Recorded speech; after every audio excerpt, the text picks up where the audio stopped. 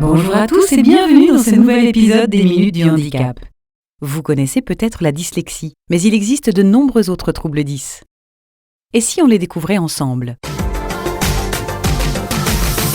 Pour commencer, je vous propose de revenir sur certaines idées reçues. Certains pensent que les troubles 10 sont dus à une déficience intellectuelle. C'est une erreur. Les troubles 10 sont tous liés à des troubles cognitifs. La confusion est parfois faite, par exemple, avec les personnes atteintes de dyspraxie, aussi appelée maladresse pathologique, car elles ont des difficultés à coordonner leurs mouvements, mais seules leurs capacités motrices sont altérées.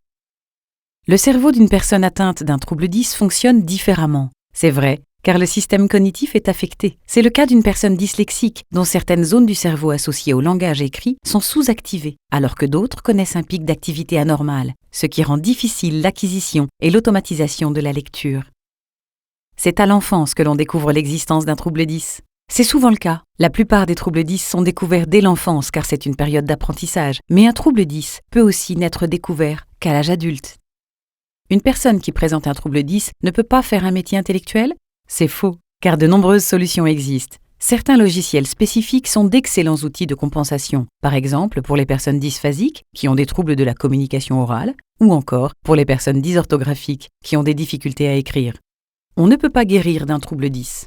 Oui et non. Par exemple, des exercices spécifiques permettent d'atténuer les conséquences de la dyscalculie, qui est un trouble de l'apprentissage des mathématiques. Pour la dysgraphie, en revanche, des séances de rééducation permettent de résoudre les difficultés dans l'écriture.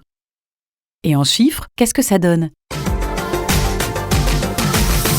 En France, 6 à 8% des personnes sont atteintes de troubles 10. Dans près de 40% des cas, on constate plusieurs troubles de l'apprentissage associés.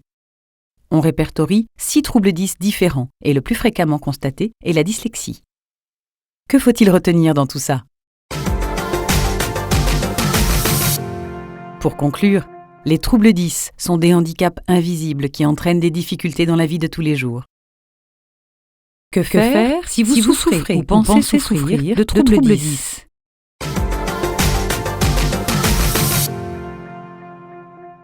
N'hésitez pas à contacter les référents handicap. Ils ont pour mission de vous écouter et de vous orienter vers les personnes et institutions compétentes liées au handicap comme le médecin du travail ou la MDPH, la Maison départementale des personnes handicapées.